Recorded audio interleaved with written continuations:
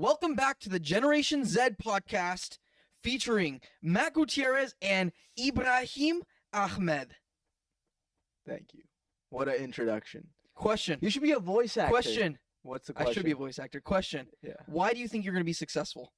Why do I think? That's an amazing question. Let's Why hear do it. I think? I have so many reasons why. Number one, I think true talent always wins. Okay. If you believe you are talented at something genuinely, Yes. you will be successful because you'll make it happen for yourself. And I happen to be one of those people who believes that. Humbly. Arrogance. Humbly. No, it's confidence. It's not overconfidence. get It's it. not under. It's just the right amount of confidence. People who believe in themselves can go anywhere they want in life. Are there actionable steps that you're taking for comedy, What is this? acting, filmmaking? Is this an intervention? No, I'm just curious, brother. I'm just Yes, curious. Yes. What actionable steps are you taking for comedy? What actionable steps are you taking for filmmaking? What actionable steps are you taking for Are acting? you my agent, bro? I'm a little more than your agent. For comedy, definitely like hitting as many open mics as I can, rehearsing jokes, writing new comedy, being more cognizant of the jokes I make. What do you mean Right. by that? Because you have to. I think if I'm just trying to make people laugh, Yeah. that's short term. You have to make people laugh with the intention of saying something about the world or the way you see things. And that's my goal. Like, I don't just want to entertain people. Mm. I think there's better entertainers out there. I want to affect the world with the way I think, help solve its problems through my observational comedy. So you want to help the world solve problems through comedy? Well, like one of the ways, because I think comedy can change people's perspectives. Yeah. It can make you think about certain things in a different way. I'm not saying I'm going to change the whole world, Yeah, yeah, yeah. all 7 continents, All by yourself. Yeah, I get all it, bro. by Yeah, myself. yeah. But I think I can have an impact. I think I can try my best to get people to think in a certain way that they hadn't before. You know what I do believe? What? I do believe you can solve all the world's problems in Antarctica. And it knows no one lives there. Thank you. Bazinga. No, I'm just kidding, bro. For acting, I can just get yeah. auditions, whatever my manager or my commercial agent sends Wait, my way. real quick with the comedy thing though. So, are you like against playful comedy, or does it have What's to playful comedy? playful comedy? I mean, I know you do crowd work stuff like that. I guess that's playful. Are you kind of Try to do against that crowd type work. of stuff? No, I mean, look, there's nothing wrong Mm-hmm.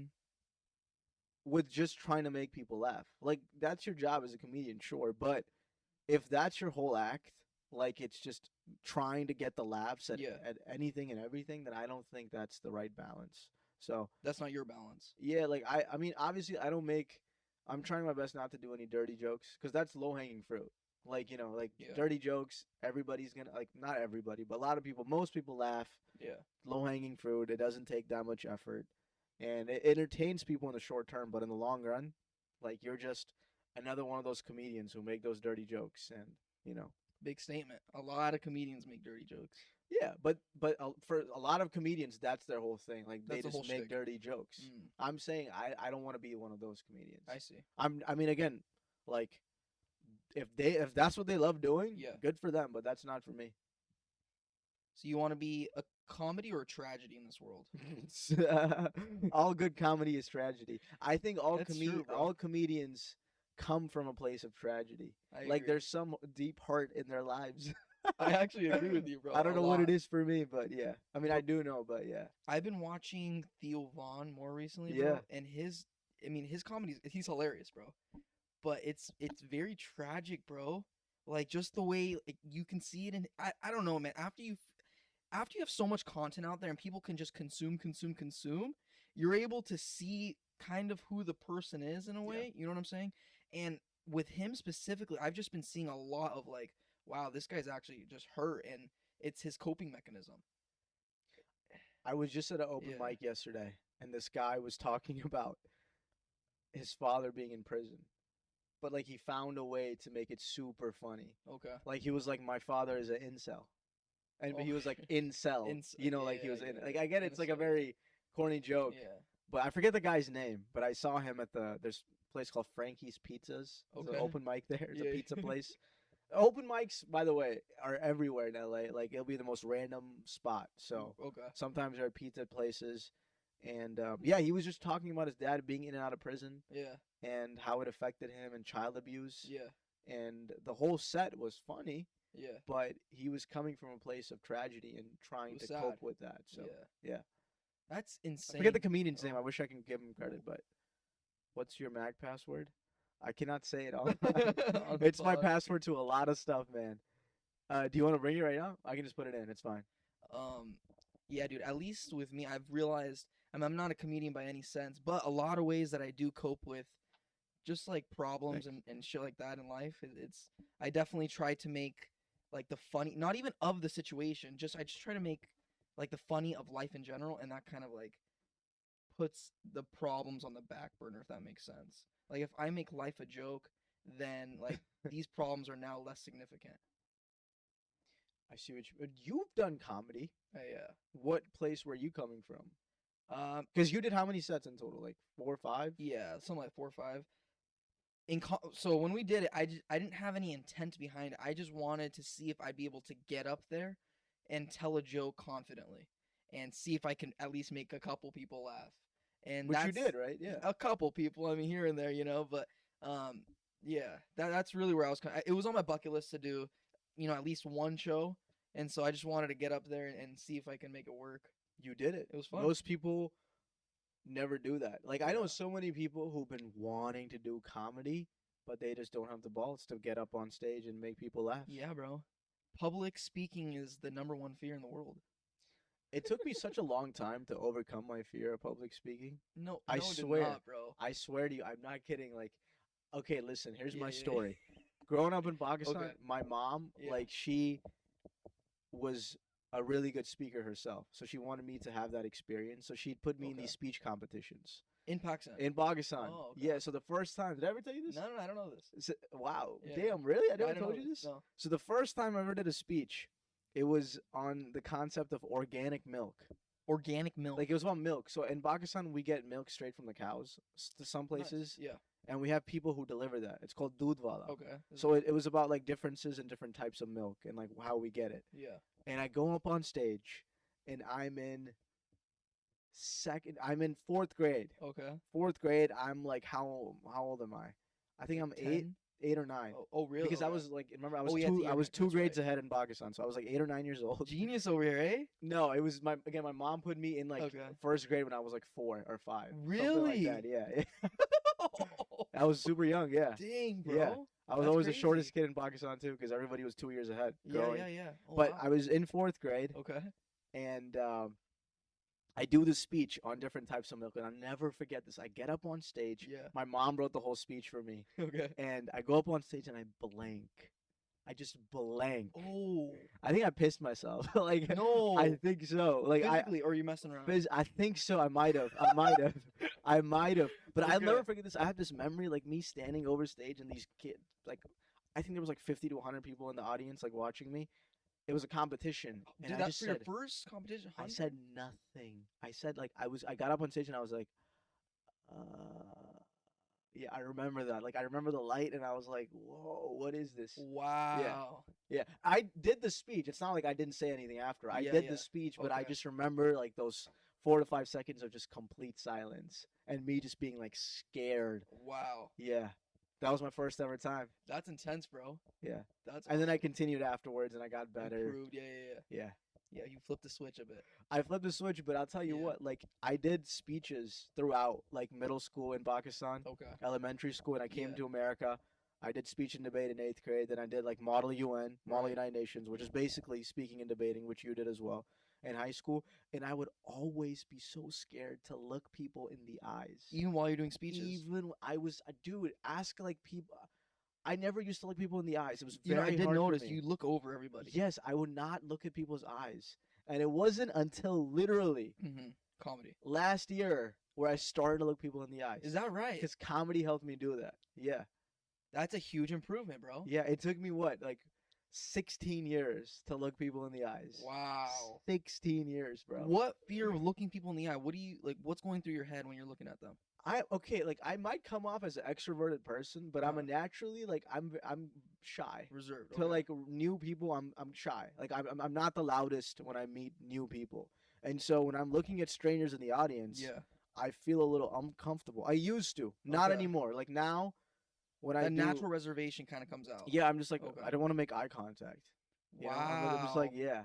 Now I'm finally over it. Like now when I go up on stage, I don't have to have that many nerves. Yeah, It yeah. still kicks in, Yeah. but now thankfully I'm finally at the stage where I'm not nervous. I just get up, I look people in the eyes, and I don't care. That's awesome, bro. Yeah, Comedy to see, that's already worth it, bro. A year of comedy and year and a half. that's Yeah, what the result was. yeah, That's a huge improvement, dude. yeah. Just in life in general, I think. It's helped me so much Yeah. to talk to people, to communicate. Did it? I mean, you did it 4 or 5 times. Did it Yeah. help you a little bit in some sort of way? No, I don't think it helped me. I don't think I did it enough for it to like Kick in, yeah. kick in. Obviously, like I get a little bit of butterfly. Like anybody on stage, you get a little bit of butterflies. I think it would probably help with that. I've never had a problem with looking people in the eyes though when I'm giving speeches. Really? Actually, I feel like it gives me more confidence. Did you ever get nervous? Because you did public speaking too. Yeah. Did you ever get nervous when you Yeah, talked? bro. Okay, so my first speech, it wasn't that young, I don't think. I was like in 5th grade, and I was running Okay, for. the grade after Oh yeah, well, fourth. well, no, but I wasn't 8 or 9. I was Okay. probably like 10? 10, 11. Okay, something yeah, like yeah, that. yeah. No, like 10, 5th Okay. grade, yeah. So, and I was doing a speech for like vice president or something like that, and then that's when like my kind of thing my public speaking started. But I was never like even back then, bro. I wasn't nervous at all. For some reason, I felt more nervous maybe when we're doing the comedy skit than I did when I was in 5th grade, my first public speaking event. You felt more nervous at open mic Open for comedy? mic, yeah. Yeah. Yeah, not the one where I did the actual show in North Hollywood. That's when I felt the most like nerve wracked. Because it's a club. Yeah, it's a 'cause proper club, comedy yeah. club. And there was like 40, 50 people. They're all expecting me to make them laugh. Yeah. Right. Rather, in 5th grade, I'm running for vice president. Everyone is expecting my spiel of what I'm running for and why, kind of thing. So that's probably Typical. why. Yeah. Do you remember? I don't know if you'll remember, bro, but I think it was sophomore or junior year of high school, and we did a general council, MUN competition. Do you remember that one or no? We're at like I think Sokoman. I don't remember. Okay, so You're anyway, talking about a particular conference yeah, I'm talking about- competition exactly a that we used to go particular to. conference in the beginning of our junior year of high school. It was for dur- Model UN. for MUN. And this was the first. This has never happened to me ever in my life. Yeah.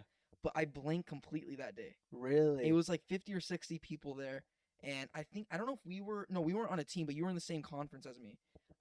separate and rooms, separate committees. same room, bro. I was there with you. You were there. Yeah, bro. Do I remember this? I don't know. This was in Huntington Beach, No. Santa Margarita. Santa Margarita Oh, or Tustin, one of those two. I don't know. you blanked? I blinked, bro. I went up there. I had this entire speech memorized. Yeah. Like literally every time we had our speeches memorized.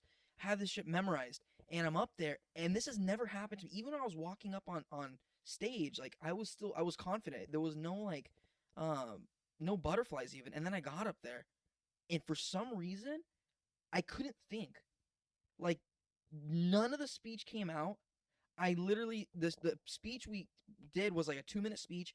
I said some random spiel about nuclear crisis proliferation or something, and then I didn't know any of the speech, bro. And I sat down and I looked at you, and there was another guy in the committee, and I was like, I don't know what just happened.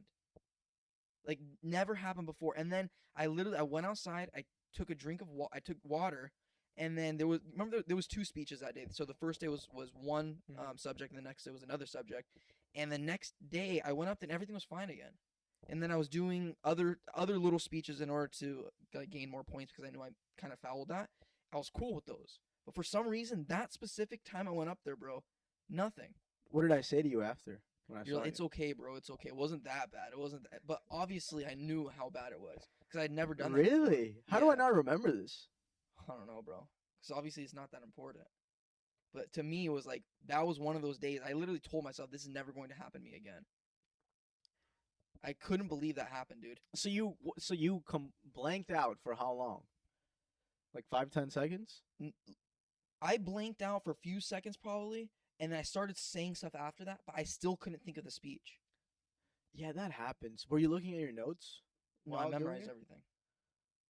Yeah. Like word by word you memorized? Yeah. Or no. I think just the ideas, but I had something in my head that I was going to go down. Say. Yeah, Yeah, it can be tricky public speaking, man, cuz yeah, it takes it's a very it's a skill to have. People it because like public speaking is one of those things where people think like anyone can do it because you see people doing it right. every single day around you, your manager, your Yeah, boss, right? Like on TV, yeah. when you're watching sports, news anchors. But when it's But time for them to do it, yeah, but when you actually do it, you yeah, step up in front of a group of people and you have to talk to them and lead in some right. sort of capacity. It's intimidating. It is. Yeah, It gets there, bro. because you're Yeah. getting humans to get to listen to you. Right. And to get humans to listen to one particular person, Right. That's it's insane. like, yeah, Yeah. it takes some stage charisma to successfully pull it through. That's true, bro.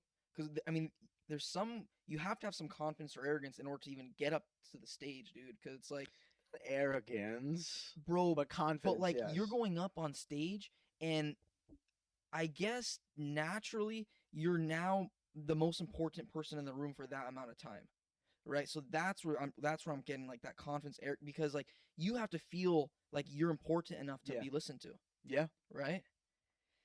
Oh man, that is one of those things, So you bro. haven't blanked out since Never. 2017? 2016 was it? 16. 16? Yeah. 8 It was years. like 15. Yeah, Good. but never again, dude. That'll never happen again. Well, in comedy, when I do shows or open mics, I blank out on the joke, but then I have to pick it back up. you know? Right. That's one of the things you have to learn in comedy is to be comfortable with the silence. Mm. Like you have to be comfortable just being Yeah. silent on stage for like 4 or 5 seconds. You take breathing room, and I like doing that because then the audience is like hooked, Yeah. because they're like, yeah. "Whoa, this guy!" Like You he doesn't turn it care. into from like a nervous thing into like an impactful thing. Yeah, like Interesting. pause, like you Yeah. pause and then you continue onwards. Yeah. Yeah, that's good, bro. That's a good way to like form in your head.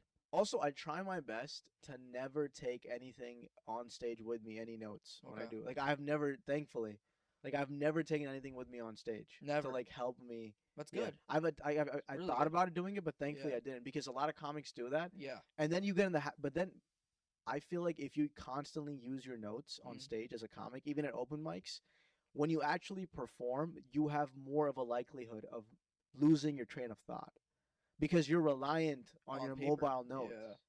So even if you don't have it down completely, I feel like, I mean, I don't know much as a young comic, but I Yeah. feel like just get up on stage, have a rough idea, and just do your set. Yeah. It's fine if you forget. Who cares? But No, I get it, bro. Yeah. Everybody has their thing, the way they do things, how they're successful. But I agree. I'm of that belief too. Just have a few like ideas in your head and then just kind of spiel things, right? do you Mhm. feel good after public speaking? I feel great. Yeah. I feel good. Is dude. it like a high you feel like? I do. Yeah. Yeah. Really? No. For comedy, if I do a good job when I know, I Mhm. feel good. Okay. I don't think it's a high. A high? Yeah, dude, I feel pretty good. Sometimes I do get after like that good feeling, I get self-conscious towards the end of the day and I start thinking back on my speech. And I'm like, could I have done something better? Yeah. But in that Oh, direct yeah. moment, I'm like feeling like, yeah, I just did that.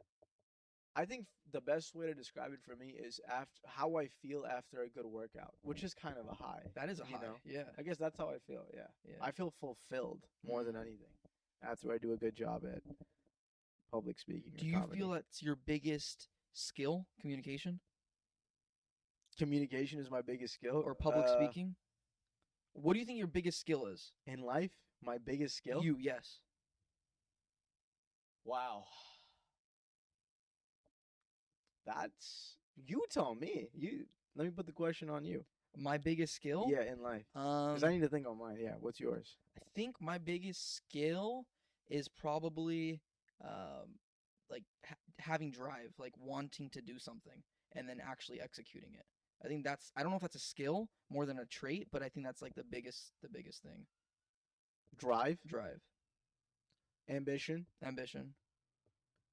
So I think the better way to phrase it is you're committed to doing. When I things that say you something, love. I do it. Yeah, That's so you're a yeah, doer. Yeah. Yeah.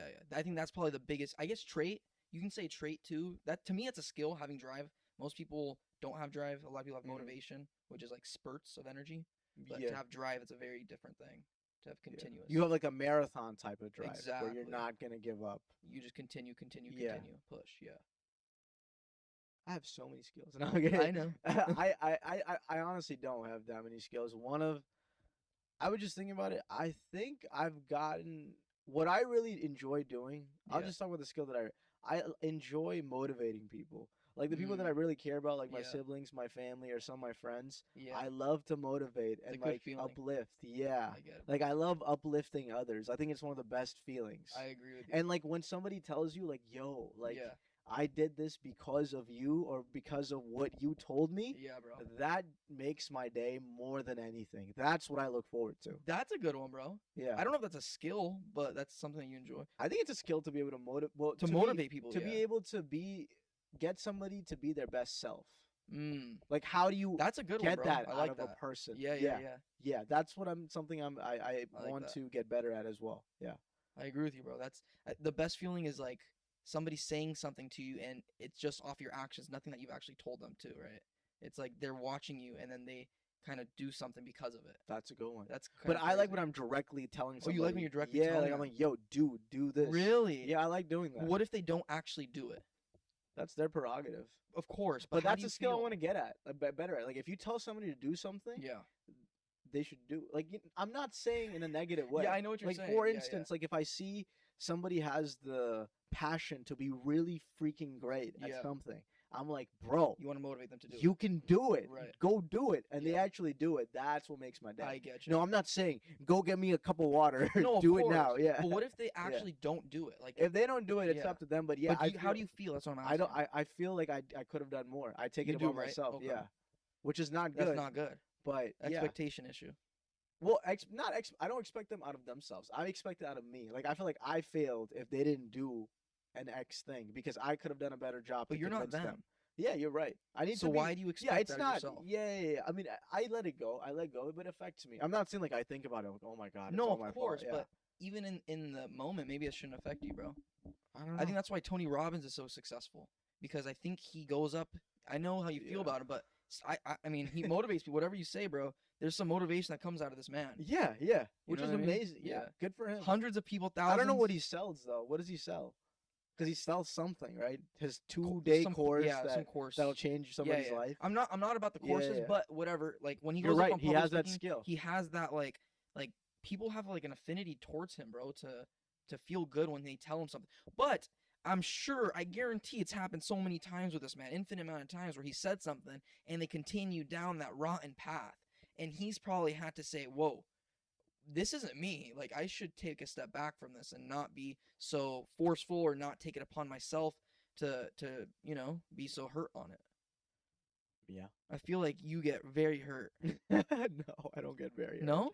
I think it. Really? You don't Because have the empathy, The bro? thing is, I don't just give up on the person once. Just Like mess if with I you, bro, really yeah. believe in something Yeah, and yeah. somebody, I keep it going. It's a Like, continuous I bring it up conversation. multiple times.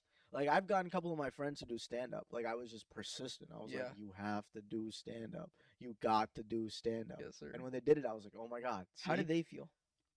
They feel good most of the time. Like they feel good after their was first cool? set. Yeah, Okay. yeah.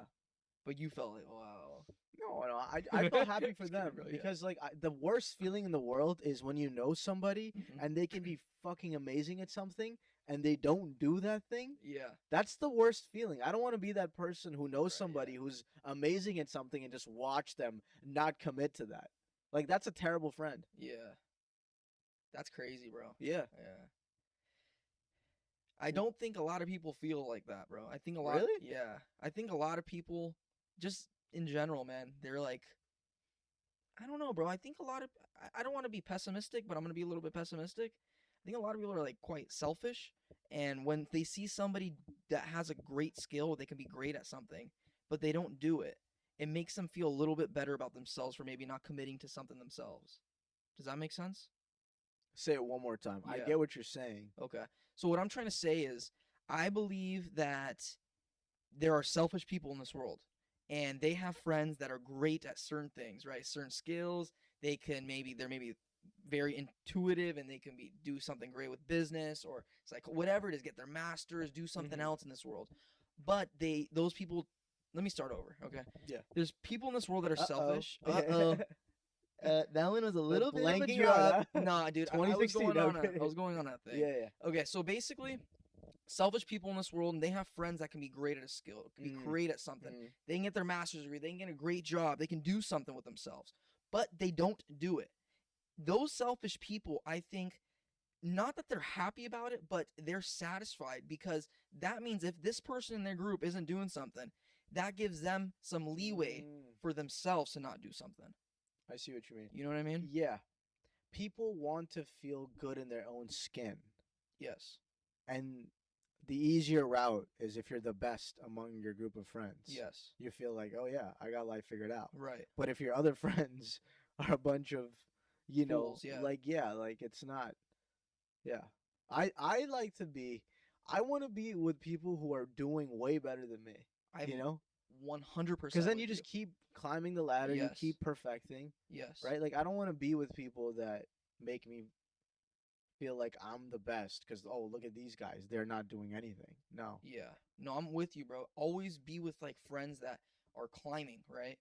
And in your head, you're like kind of like not idolizing, but kind of putting these guys on a pedestal and seeing attributes of them that you want. And then you can, because you want it, you can go ahead and get it. And you can talk to them and like, you know what I'm saying?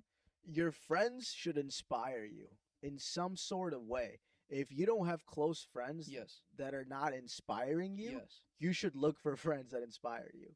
I agree Because with if you don't have friends that inspire you, one, you're gonna get complacent. Mm. Two, you won't reach your full potential. And three, you're not gonna realize the depths that your own self can go. Right? Because like if you hang out with people and they see something in you, they'll tell you. you. Absolutely. And if they're not telling you to be better, they're not doing a Why good is job. reaching your full potential important? And why is complacency bad? Asking a deep question, man. You're opening a Pandora's box. Yeah. It's important because I think it's a responsibility as a human being to reach your full self. Why? Like it's God gave you. Let's talk about us, Yes. me and you. Like, see, you're Matt. Yes. God thankfully gave you an okay face, Just okay. just A okay, little better than okay. above average, a beautiful face. Let me give it to you, beautiful man.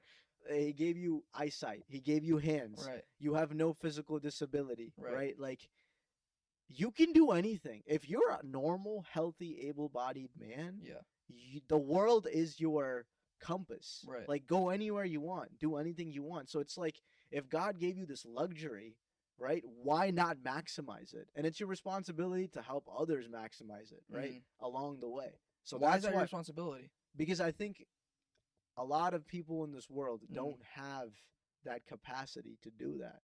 Not Mm. everybody is born in Los Angeles in the I agree. United States of America, Yeah. right? With like parents who thankfully work and can provide for you, Right. or like just being healthy. Yeah. That's a blessing. I agree. So bro. many people around the world don't have this blessing. So many, bro. Yeah. So it's our responsibility to do justice to ourselves. Bro, the odds of us even being born, Insane. it's insane. Gary Vee talks about this. Dude, What is it? one in so I did a video on this actually. It was like it's like 1 in 3 trillion. That's the chance of you being born. Of you being born, bro. Wow. Nonetheless, there's 1 in 8 billion people on this planet. 1 in 8 billion people on this planet. Out of 3 trillion in Out of- terms of the Out of chance. 3 trillion of an opportunity. 400 400 trillion? No. 400 trillion You have a 1 in 400 trillion chance to of be being human? born. Of being born, yes. Of being born? 1 in 400 trillion? Because 1 to the power of however many sperm are, being Oh yeah. ran Okay, that into makes the, sense, you know yeah. what I'm saying, the egg. 1 to that power creates. Oh yeah. that's an This unfathomable- makes much more sense Yes, now. makes much more sense. When you talk about sperm. yeah, bro. So like to us, we're tripping out. But that's not even fathomable. That's not fathomable. And we're put on this planet. What are we put on this planet for? I believe one of the reasons is to worship God. That's one of the I agree. reasons, yeah. To worship God and to see what this life is about, to see how we can make something of this life. To worship God and fulfill the rights of mankind. Of course. Yeah. Yeah. Which helps you find yourself along the way. And it makes you feel good, bro. Like just talking about this, it makes me feel good. Like if something is naturally making you feel good, making your hairs raise a little bit, there's something there. There's something in this world that says that's the right answer. There's so much depth to us. Like Yeah. if you think about it, the human body, like even a conscious thought, Right. it is so powerful. Like how many thoughts do you have in a day?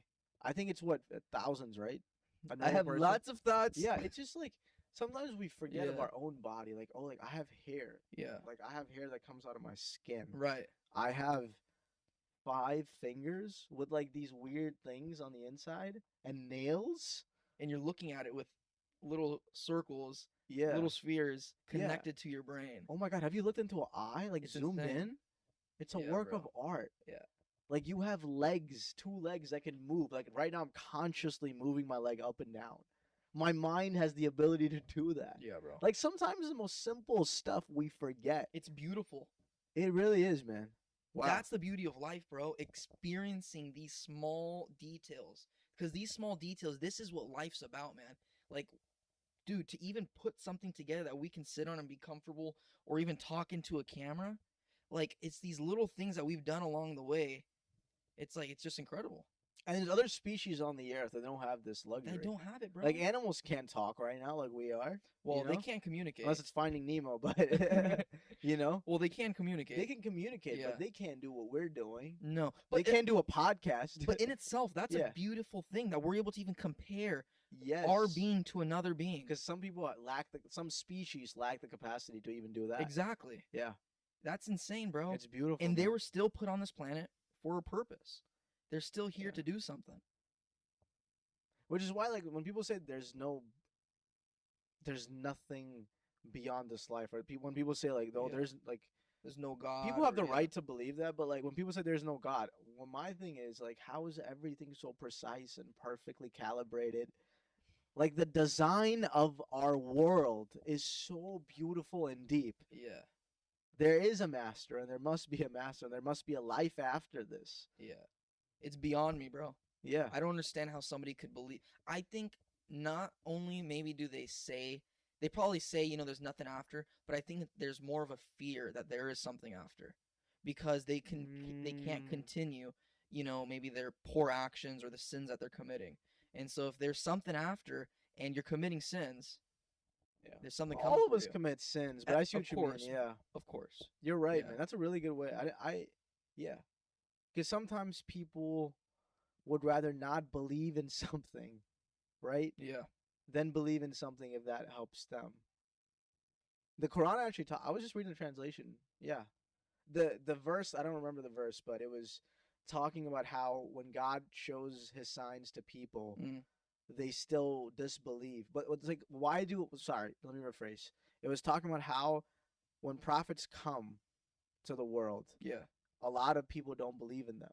Like people Mm. disbelieve Right. because it's easier to disbelieve. Then to believe. Right. It's easier because then they'll be like, oh no, you're false. Yeah. You're false. You're not a prophet of God. Like you're wrong. Mm. So many people do that. That's the journey of every prophet. Yeah. You have to navigate persecution throughout your entire lifetime. Isn't that crazy? Is it one of their jobs to invoke belief? Of course. How do they do that? Through signs of God. Mm. Like take any prophet, for example. Yeah. Right? Like like God talks to them and Yeah. that's God is the speaking through them. Yeah, that's the test of the people Right. to believe. So you posed the question in the beginning.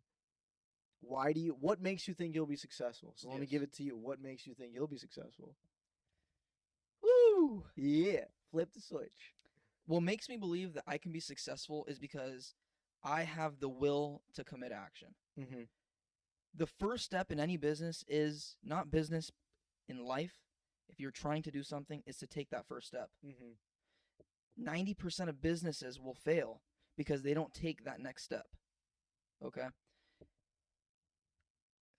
I have that capacity to believe that I can do something further than what's in front of me right now. I have the Mhm. capacity to see a vision and actually believe that I have the ability to do it. that there are other people in this world that have done it. So why not me? I don't have that belief that somebody else in this world, maybe this is arrogance or confidence, whatever you want to call it. It's confidence. I don't believe that there's another human being on this planet that can do something that I cannot do. So that's probably what it is. I just believe I can do whatever I want because I'm living in Matt's world. And if it's Matt's world, Matt can build what he wants. Matt can do what he wants. Yeah. If you want to be David Goggins, can you be David Goggins? If I commit myself, I could do it. Maybe. But Do I yeah. want to do that? No, that's just not me. Yeah. But yeah, You have to pick and choose your battles. of course. But like, talking about David Goggins. Yeah. David Goggins is this guy, ex-Navy SEAL. Mm. He tests himself physically Yeah. a lot. Like he does thousands of pull-ups in a day. David Goggins is an unreal. Well, thousands in a day. I don't know. Yes, he did. Well, Dude, he did beat the world almost record, but 2,000. that's not a daily routine Yeah, for him, okay, bro. but Okay, but let's just be real. He- Let's just state the facts of what he's done. Okay, he has done Hell Week 3 times. He's a Navy SEAL. Hell He Week. went through Army Ranger Wait, School. explain what Hell Week is. Hell Week is. Tell me. Yeah. Okay, Like, some people might not. I know, but yeah. Navy SEALs is a little bit different. It's way more intense, but it is basically the most intense workout, most intense camp you can do on this planet. You are put to the absolute test. I believe the statistics are Russ. Quant, could you check out the statistics of who makes it through Hell Week? Navy SEAL Hell Well, Week. what do you describe like one of the things you have to do in Hell Week? Okay, We have to stay in water. For how you long? have Yeah. to. So you're basically thrown in water with, I believe it's a 100-pound pack on your back, and you have to tread water for hours at a time. That's one of the things you have to do.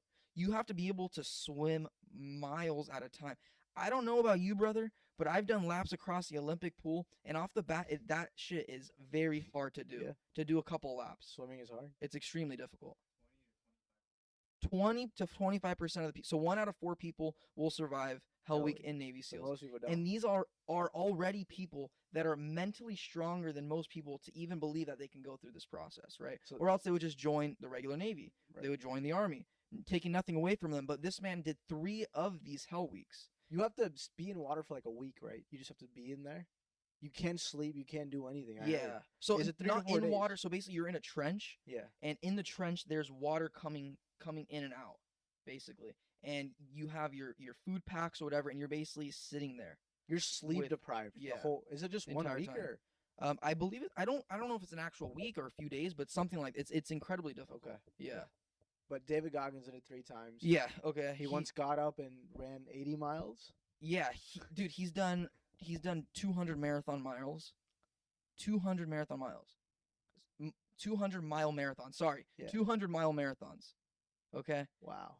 And a 100 regular miles in a marathon day, is what? 26? 24. 24? 26 point. Yeah. 26. Yeah. Right. Oh my god. Yeah. That's times like. I mean, this guy is just eight. he's the definition of testing what his body is capable of, Yeah. right? He's written books. I mean, this guy he's just one of the guys that when you're trying to think of what can I do with myself, he's a guy you can look at and say a human can do this, so I can do it as well.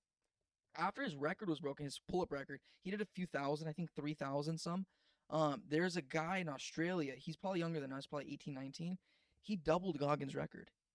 He did 7,900, 7,800 pull-ups in a single day. 7,800 Yes. pull-ups in a single day. Yes. An 18-year-old Yes. Australian guy. What? How incredible is that? But if Goggins, if a man didn't put that thought into the world, this guy may not have even conceived of that. How do you do 7,800 pull-ups though? It just goes to show what we're talking about. Like Yeah. if David Goggins is that example where if a human thinks about doing something Yes. and actually commits to it, gives it his or her best, Yes, the sky is the limit. it is. Period. That's There's it. no excuse. There is no excuse. It just depends how much you want it. And going back to the question you posed, like you think you'll be successful, God willing, because you're all in. You've taken that first step of Yeah. opening up a business, And I just won't give up. having the liberty to open the business, and Mm. being okay with losing out on money, like thousands of dollars. You're Yeah. fine. I won't Taking give up. that risk. Yeah. Yeah, that's just it. It's very simple. I think it's simple. Everyone, I mean, when you're 4 years, I mean, when I was 4 years old, the first lesson my dad taught me when we're playing catch or like playing baseball or something, is just never give up. That was like it's such a simple thing. I was 4 years old, But as a 23-year-old man today with a business, that's what it takes. Is just never giving up. If you don't give up, it's not possible to fail. And it's important to realize because a lot of people talk about not giving up, but throughout the process, you have to be fully committed. You have to be fully Like committed. you can't half-ass it, right? Like, No. you have to be all in. Yeah. And if you take that mentality and don't give up, then you'll get there. If 100%. if you have the mentality to start something and continue it while being adaptable, Right. because a lot of people think just because you have this idea, Pallet Dudes is this, and my goal with Pallet Dudes is selling pallets. But the reality is, if I can't sell the pallets, how am I going to do it? If in my first month in September of 2023, if I wasn't able to sell 24 pallets, how was I going to do it? Because that was my reality. Who was I going to sell pallets to off the bat? Who knew Matt Gutierrez? Who knew what Pallet Dudes was? Nobody. So what did I have to do? I had to adapt to my circumstance. I had to say, fuck it. I have to go sell piece by piece. I have to open each one of these pallets up and figure it out, post on OfferUp, do yard sales, go talk to guys at swap meets. I had to do this. And that's just the reality. Calling people in Mexico, like this is just the reality of it. You have to find different ways in order to do it. If my goal was just to sell pallets and post on one time, where would I be right now? I wouldn't have a warehouse. I probably would be still on my second truckload, third truckload. Mm. I'm now at 9, right? You have to be adaptable. You have to be willing to say, okay, this isn't working in the moment. How do I go ahead and reposition myself? And once you reposition yourself, you go full force again until you find what works. And that's part of what's never giving up. Tony Robbins, if you're listening, give this guy a speaking contract. He just auditioned beautifully. Thank you. No. What? That's just the reality. Yeah, it is. I was thinking about this, at least in the arts. Yeah. People who make it, they just don't give up. I have no, I mean, I don't. There's so many actors and comedians who have been doing this for decades, and they make it when they're a little older, but they made it because they never gave up. Absolutely. And that's what they loved, and they were all in, and they enjoyed the journey. They didn't do it for fame. They didn't do it for money. They did it because it made them better people, and it fulfilled their potential. Yes. And the byproduct of that was the money and the fame. And I think that's the way to do it, at least in the arts. Is fulfilling your potential the same thing as your purpose? I think so. Yeah. I think so. I Because agree. I think every person has potential in some regard. Yeah. Yeah. And it's your job throughout your life to find that. And once you find that, commit to it. I agree. Don't be scared. People will tell you, is it viable? Oh, you can't make money off this. Yes. You have to find a way to monetize it. Yes. Because it is reality. It is the world, right? Of course. And once you yeah. monetize it, if it pays your bills, it's fine. It doesn't need to make you billions or millions. Right. Yeah. That's true, bro. Oh man, it's a crazy topic, dude. Potential, like, that's one of the things that can give you a superpower, I think. Like realizing that you're not where you're at right now. You are your potential. It's just simply taking that first step, dude. Just the society we live in, man. We all want instant gratification. We Yeah. all want instant results. And so for young people, a lot of us in Gen Z feel like we're failing because we're not where we want to be. And at least as an artist, you know, like you have that pressure. Because like so many people ask me, dude, when's your next big film coming? Or like when's your Netflix special coming? I'm like, bro, do you realize like how many years it takes to get a special as a comedian?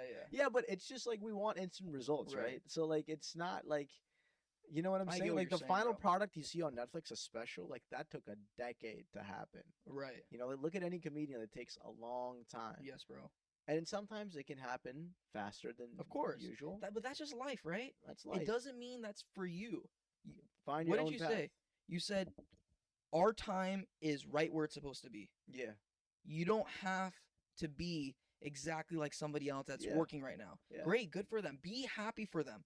Don't be envious, right? Carve your own path. Exactly. Make your own time. Exactly.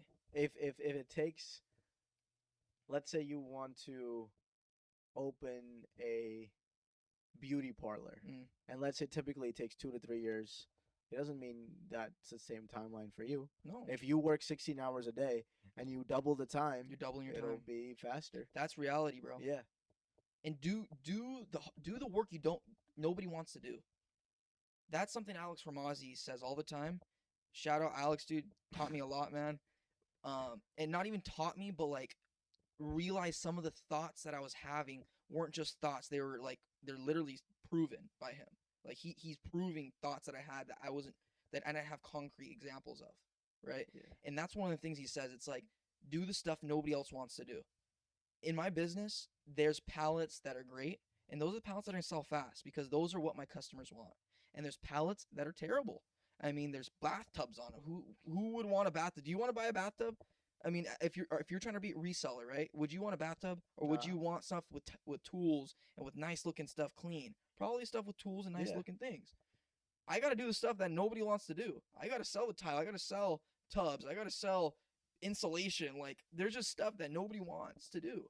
Yeah. But it's like if you're trying to do something in this world, you got to do the stuff that's hard. You know, I'm gonna give an anecdote.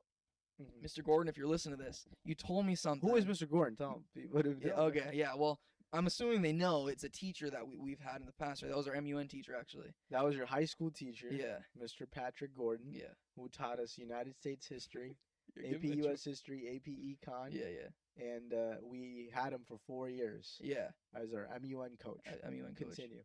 All right, so we're very nonchalant. He asked me to help him out one day, take stuff from his van into the classroom. I was like, cool, let's do it. I was walking with him, and it instantly got deep. He was like, Matt, I'm going to tell you something. You have a lot of potential, but I'm afraid you're not going to fulfill it. Wow. And I was walking to the car, and I was I was 16, Yeah. 17 in high school. I heard him, and I there was some arrogance in me. And I was like, who the fuck who's he talking to? Yeah. It's like he doesn't know me. He doesn't know my home life. He doesn't know what I'm Sure. doing. And the longer the longer time went on, and I was in college, and this stuck with me, dude. This stuck with me because it's not about what you think about yourself. In reality, perception is everything. What people think about you, that's very important. And if somebody is saying that I may not have the ability to fulfill my potential, that's very important, bro, because that means I'm giving off a vibe. I'm saying something. I'm doing something that's proving that I may not be able to reach it. So you have to self-reflect. You have to. I had to you have majorly self-reflect. and Self-reflect. and you did that. And I did that, dude. Yeah, that's good. And there's things in college that, I missed out on a lot in college. But literally the 3 years I completed my bachelor's in, it was just head in the books, dude. And that was it. It was just like, how am I going to make money right now in order to make my own business? And how am I going to complete college the fastest time possible? And that was it. So Mr. Gordon said to you, motivated you in a way. 100%. Was it positive? do It you think? didn't motivate me, Yeah. bro. It pissed me off. Yeah. It's like somebody really doesn't think I'm So you wanted to capable. prove him wrong. Yeah. That's good so sometimes I think what he said wasn't negative. No, Because sometimes teachers say stuff to Yeah. you that sticks with you. Yeah. Right? Yeah. It was not negative. Yeah, so that's good because sometimes teachers say hard like, love. oh, like you. Sometimes teachers say like, oh yeah, you can't get to wherever you want to be because Yeah. you don't have it in you. That's negative. But what he said was like, yo, you got something in you. Yeah. You're not there yet, and I'm afraid you might not get there if Right. you don't change whatever it is that you're doing. Hard love, bro. Yeah, that's good. Yeah. I like that he told that to you. A teacher once told me, Yeah. I'll never forget this. It was in 5th grade in In 5th grade. Pakistan. Yeah, in 5th grade.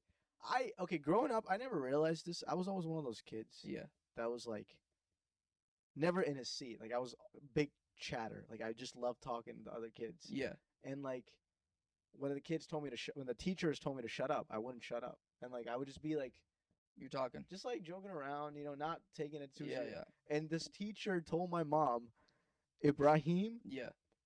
your son, if he maintains this non-serious attitude, Yeah. I'm afraid he's never gonna be successful in middle school. Told your mom that. I was and my mom repeated that to me like for so long. Bro. Wow. She was like, "You have a non-serious attitude." You have a non-serious But, like, attitude. why would a teacher say? Why would a teacher tell a guy in his 5th grade? Yeah. And I was 2 years younger than You were 2 years everybody. younger. Like Yeah, I was I just gonna didn't. I say. mean, because it's kids, so you can't really tell. But Uh-huh. like, every kid is supposed to have a non-serious attitude in 5th grade. Yeah. Like, if a kid has a serious attitude in 5th grade, like, are There's you probably even a something kid? wrong. Yeah. I Seriously, think- there's probably something wrong. Like Yeah, something like, at home, you have to mature faster. Yeah, I was like, what? Why would you say that? A non-serious attitude. Were you thinking that in 5th grade? Why is the teacher saying that? Or you're just like, Kind of. I thought I was like something was wrong with me. Like, Yeah. I was like, yeah, what the? Maybe there's something like I'm Something not wrong. doing something right. Because my mom used it against Yeah. me. She was always just bringing that up. But mm, yeah, I mean that my mom trained me really well. Like she was hard on me, which I really appreciate. But yeah, I think teachers have such a big impact on you. And if there's They any do. teacher out there listening, be really mindful of your words to students. they're huge, bro. It's like you say, like it's a hard job as a teacher Yeah, because you're dealing with so many kids. You're talking all the time, right. and you have to be careful with the words you say because they can affect kids You can. in the most unexpected ways. And you don't know what they're hearing at home, bro. You don't know what goes on behind closed doors, bro. A lot of parents, unfortunately, aren't supportive. They are maybe even disciplinary when it's not even deserved, right? Like I'm starting to say abusive.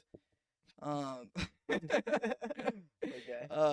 Parents can also not think about Some their parents, words. yeah. Yeah, some parents, yeah. They can also not think about their words, right? So when you go to school, kids are kind of it's kind of their escape, right? When you go to school, you're hanging out with your friends. It is a little bit of escape. Yeah. And so, when a kid is maybe acting up sometimes, it's probably not out of malintent. Maybe they're just trying to escape the seriousness at home or like the sad reality that they're living in at home. That's a huge thing to reflect on, man. When you're a teacher, dude, you have to have like insane communication skills because you have to be extremely mature, but you also have to be light-hearted and be able to talk to these kids and laugh and a tell hard jokes. job. It's very difficult. Did you ever be a teacher? A professor, I don't think I have what it takes to be. Yeah, no, Um, not yeah. high school students. You wouldn't teach high school students. I wouldn't. Yeah, me. Yeah, well, maybe. Like I wouldn't teach, but I. Yeah, like would you ever do it for like a couple of years? Yeah, I would do it. I Yeah. just Not full time, it's just like not as a yeah. lecturer. I also don't think that like my potential and purpose. I don't think it's in that teaching role, Mhm. like teaching a subject of history or math or English. Right, right. Maybe something like you were kind of maybe something entrepreneurial. That'd be great. I would 100% do that in a heartbeat. Later in life, something motivation wise, I would love to do that. Leadership wise, I would love to do that, but Yeah. nothing in a specific subject probably. Mhm.